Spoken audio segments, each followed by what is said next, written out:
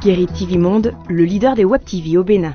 Mesdames et messieurs, bonsoir. Merci d'avoir choisi Guéry TV Monde pour mieux vous informer ce lundi 11 septembre 2023. À la une de ce 19h, congrès extraordinaire du bloc républicain. C'était ce samedi 9 septembre 2023 au palais des congrès. Les nouveaux changements opérés dans le parti du cheval blanc cabré sont à suivre dans ce journal. L'honorable Célestin Roussou, député du parti de l'opposition Les Démocrates, a remobilisé sa troupe dans la 20e circonscription électorale à travers une séance de prière à la nation. Hors de nos frontières, le bilan du séisme au Maroc s'alourdit. 2012 morts est le triste bilan actuel annoncé par le gouvernement marocain. Voilà pour les titres, à tout de suite pour le développement. Mesdames et messieurs, à nouveau au bonsoir. La salle bleue du Palais des Congrès de Cotonou a abrité ce samedi 9 septembre 2023 le congrès extraordinaire du parti Bloc républicain, un grand rassemblement politique consacré à l'installation des membres du nouveau bureau politique ainsi que la mise en place des structures centrales du parti. Images et sons. Ce congrès du parti politique Bloc républicain est placé sur le sceau de la remobilisation. C'est d'ailleurs ce qui justifie les réformes effectuées au niveau des organes dirigeants du parti. Camarades militantes et militants, désormais, le camarade Abdoulaye Diop-Tchane est élu nouveau président du parti des Blocs républicains. Cette élection est suivie de celle de 8 vice-présidents. Et dans le cadre de cette remobilisation, alors les structures centrales ont été revues. On a adopté qu'il faut élargir le bureau politique à toutes les personnalités du parti, notamment les députés S-qualité, les membres du gouvernement S-qualité, les maires S-qualité, les coordonnateurs de communes S-qualité, les suppléantes des femmes élus et des personnalités reconnues pour leur grande contribution à la vie du parti, c'est-à-dire la majorité d'entre nous ici. En prenant donc la parole en qualité de président du parti Bloc républicain, le ministre d'État Abdoulaye Diop-Tchane a prononcé un discours d'installation du nouveau bureau politique. La suite de la cérémonie a été marquée par la présentation de la liste exhaustive des 301 membres du nouveau bureau politique du Bloc républicain, un bureau dans lequel toutes les tranches d'âge sont représentées. Le Bloc républicain reste et demeure un parti qui accompagne la vision du chef de l'État, un engagement renouvelé à la faveur de la lecture d'une motion de soutien au chef de l'État et à son gouvernement. Considérant la détermination du gouvernement sous le leadership éclairé de son chef, M. Patrice Talon, a œuvré pour un développement harmonieux et équilibré de toute l'étendue du territoire national. Réaffirmons notre soutien sans faille à M. Patrice Talon et à son gouvernement. Chacun étant désormais situé du point de vue responsabilité au sein des organes dirigeants du parti, son président Abdoulaye Diop-Tchane s'est fait le devoir de rappeler les nouveaux défis à relever. Dans une équipe, chacun a sa partition à jouer pour faire bouger les lignes tout en restant collé à la discipline et à l'esprit de groupe, ainsi qu'à la ligne fondamentale du parti.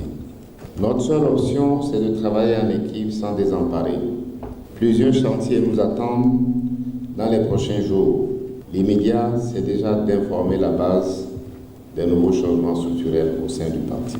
Et nous lançons cette activité dès la fin de ce congrès. Grâce à ce congrès extraordinaire, il n'y a maintenant point de doute que les étalons de l'écurie républicaine se sentent plus que jamais forts, plus unis pour construire le Bénin.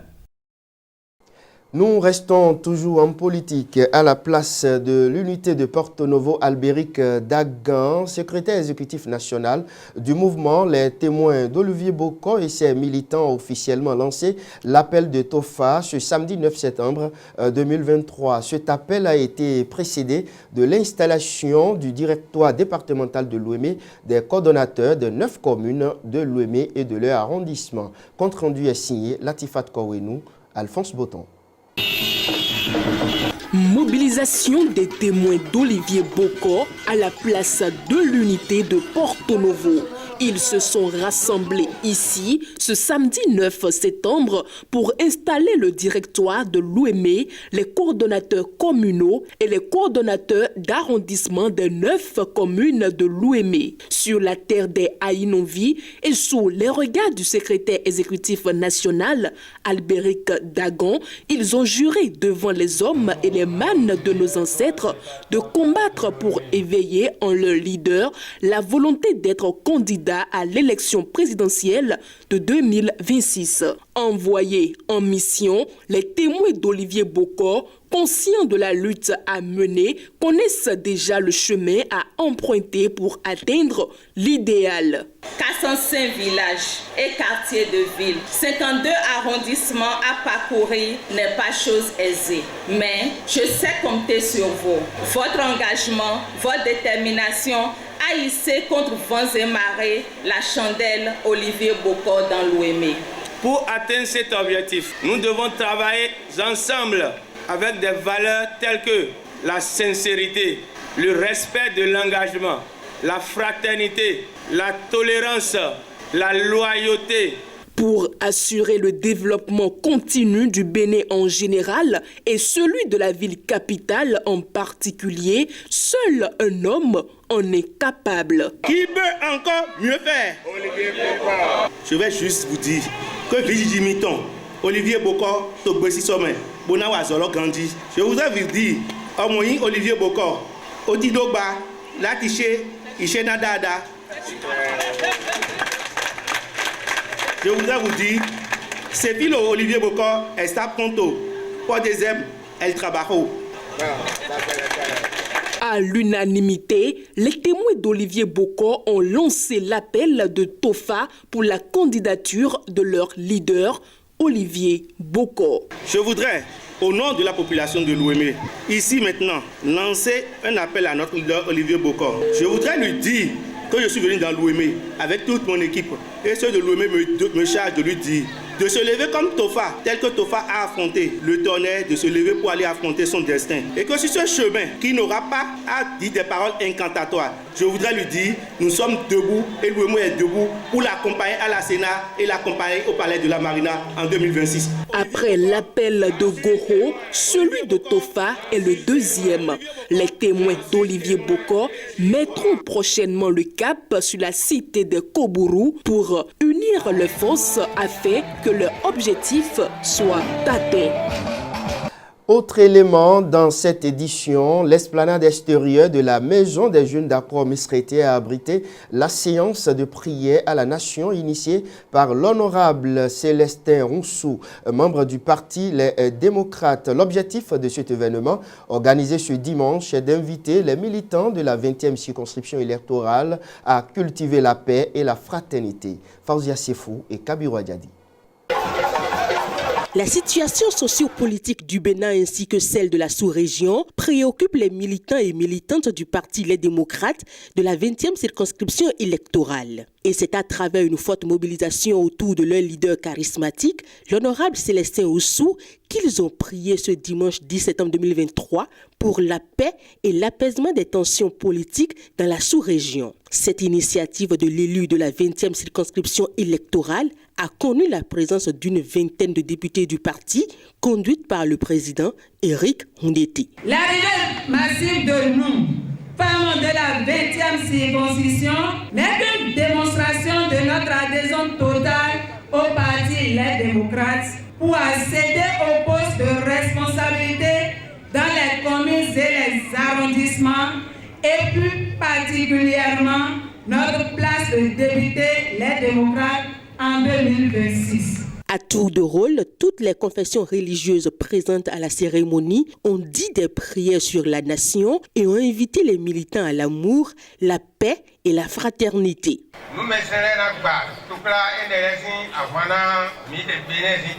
L'événement fortement salué par les ténors du parti a permis de rencontrer les populations des 5 communes de la 20e circonscription électorale afin de les inviter à se remobiliser pour positionner le parti au rang de première force politique du Bénin. Je vous invite, chers frères, dans l'union, dans la solidarité et avec détermination à nous mobiliser pour renforcer les bases du parti. Nous nous battrons pour être présents dans les instances où les décisions seront prises par rapport aux élections. Mais nous ne le ferons pas sans vous. Cette séance de prière a été l'occasion pour l'honorable Célestin Oussou de témoigner toute sa reconnaissance à tous ceux qui ont pris part à cet événement. L'élu a aussi démontré sa détermination et celle de la 20e circonscription électorale à hisser haut le parti. Cette grande mobilisation est dans un premier temps un signe de gratitude de toute la 20e circonscription électorale envers le parti qui lui a permis d'avoir au moins un député démocrate à l'Assemblée nationale. Les populations de la 20e circonscription électorale veulent vous rassurer de leur adhésion massive au parti du peuple, qui est le parti Les Démocrates. Elles sont désormais déterminées, gonflées à bloc pour faire enraciner le parti dans la 20e circonscription électorale. Toute la 20e circonscription électorale est plus que jamais engagée derrière l'honorable Célestin Oussou et les députés du parti Les Démocrates pour le rayonnement de leur formation politique. À l'international, tremblement de terre au Maroc, le nombre de morts s'alourdit. Selon le dernier bilan du ministère de l'Intérieur, au moins 2012 personnes ont péri dans le puissant séisme qui a frappé le centre du pays dans la nuit de vendredi à samedi. Et au Sénégal, le président Macky Sall a désigné ce samedi son premier ministre Amadou Ba comme candidat de son camp à la présidentielle de février 2024. Vous suivrez également les nouvelles du Gabon avec Latifat Kouinou. Au Maroc, plus de la moitié des décès ont été recensés dans la province d'Al Aouz, épicentre du séisme dont fait partie le village de Moulaye Ibrahim. Dans cette région du Haut Atlas, c'est une véritable hécatombe. Endeuilleux et privés de toit, les survivants manquent de vivres et de soins. Dans plusieurs localités, des membres des forces de sécurité continuent d'aider à creuser des tombes pour les victimes, alors que d'autres installent des tentes jaunes pour les sinistrés qui ont perdu leur logement. À Marrakech, sur l'avenue Mohamed VI, des dizaines de personnes ont encore passé la nuit à l'extérieur, allongées sur le terre-plein central ou au pied de leurs voitures stationnées sur des parkings. Dans la région sinistrée, des secouristes volontaires et membres des forces armées s'activent de leur côté pour retrouver des survivants et extraire des corps des décombres. Dimanche soir, le Maroc a annoncé avoir répondu favorablement aux offres de l'Espagne, la Grande-Bretagne, le Qatar et les Émirats arabes unis d'envoyer des équipes de recherche et sauvetage. Un deuil national de 3 jours a été décrété. Le cabinet royal marocain a annoncé que les forces armées vont déployer des équipes de secours afin d'acheminer de l'eau potable, des denrées alimentaires, des tentes et des couvertures dans les régions affectées par le séisme. Selon le dernier bilan du ministère de l'Intérieur, au moins 2012 personnes ont péri dans le séisme. Au Sénégal, le président Macky Sall a désigné ce samedi son premier ministre Amadou Ba comme candidat de son camp à la présidentielle de février 2024. Ont annoncé la présidence et la coalition gouvernementale. Macky Sall, élu en 2012 et réélu en 2019, avait annoncé en juillet, après avoir entretenu l'incertitude pendant des mois, qu'il ne briguerait pas un 3e mandat. Son camp lui avait alors donné carte blanche pour choisir un candidat. Une porte-parole de la présidence a confirmé à l'AFP le choix d'Amadou Ba, âgé de 62 ans. Chef du gouvernement depuis septembre 2022, il était considéré comme l'un des favoris parmi la dizaine de candidats déclarés à la succession de Macky Sall dans le camp présidentiel. La coalition gouvernementale Benno Bokk Yakaar a publié sur les réseaux sociaux une photo d'Amadou Ba, le présentant comme un choix cohérent pour une victoire dès le premier tour. Et pour finir, au Gabon, un délai de 2 ans avant les élections libres promises par les militaires ayant renversé le président Ali Bongo est un objectif raisonnable, a estimé dimanche auprès de l'AFP le premier ministre de transition. Je cite, « Il est bon de partir sur un objectif raisonnable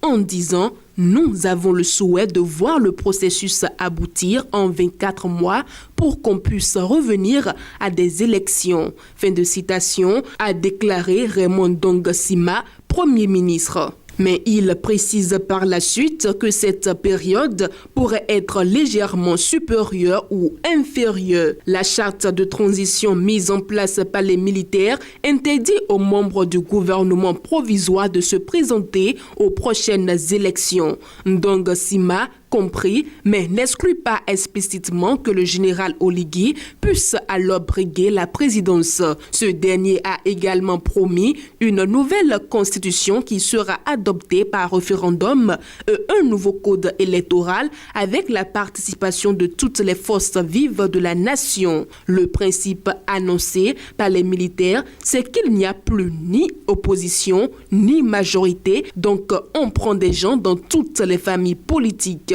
a commenté le Premier ministre. Les gens qui vont préparer différents tests discuteront de cet aspect des choses, c'est-à-dire de la durée et de qui est véritablement habilité à se présenter et à ne pas se présenter, a expliqué le Premier ministre. Il ne serait pas bon que les militaires se présentent pour qu'ils soient des arbitres impartiaux et objectifs de l'élection, a-t-il toutefois estimé. Rappelons que le samedi 9 septembre 2023, Ndong Sima a annoncé la composition de son gouvernement nommé par le général Oligui et qui comprend d'anciens ministres du président déchu, des membres de l'ex-opposition et des personnalités de la société civile auparavant hostiles à Ali Bongo et sa famille qui dirigeaient le pays.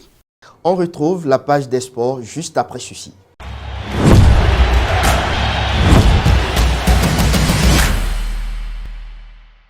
Voilà, c'est cette virgule qui annonce donc la page des sports de ce 19. Le 50e championnat mondial de pétanque a été officiellement lancé samedi dernier devant un parterre d'invités. Le ministre béninois des Sports, Oswald Omeki, a donné le coup d'envoi de la compétition. Faouzia Sefou et Kabiru Adjadi pour le compte-rendu.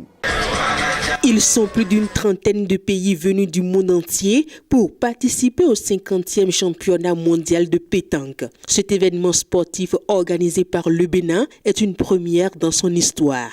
Cet honneur qui m'échoit en ce moment solennel de la cérémonie d'ouverture des championnats mondiaux de pétanque est unique en son genre.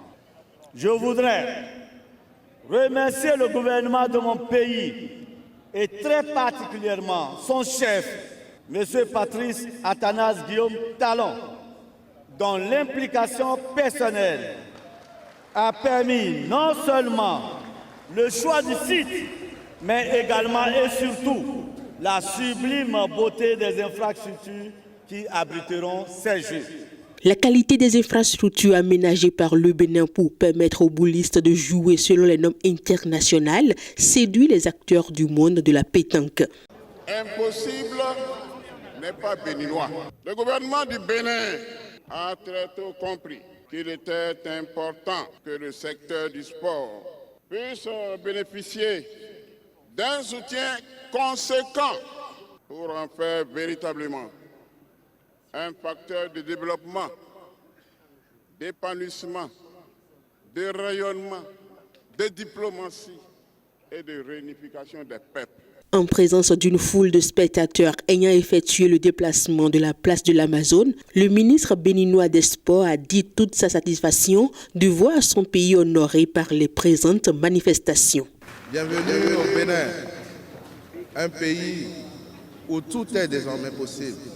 Cette compétition est inédite dans notre pays et donc les boulistes peuvent être fiers d'avoir ouvert le bal et je sais que bientôt d'autres disciplines leur emboîteront le pas. En tout cas, le président Patrice Talon et son équipe continueront à travailler pour que le Bénin soit une terre qui honore toujours ses engagements et sa signature. Après les discours, la compétition a été officiellement lancée. Une fierté pour tous les Béninois d'offrir au monde entier ce stade-là, tout flambant neuf, très joli, très impressionnant. Aux abords de la mer, je pense qu'il n'y a rien de plus intéressant. Je suis d'abord sidéré par l'organisation. Je suis sidéré en voyant tout le monde aujourd'hui voir le Bénin pour jouer à la pétanque. Le Bénin, davantage révélé au monde entier à travers cet événement, sera sur orbite durant les 12 prochains jours. Merci à vous, Fauzia Sefou et Kabirou Diadi. Ce journal a été préparé par l'ensemble de la rédaction. Merci à vous et à demain.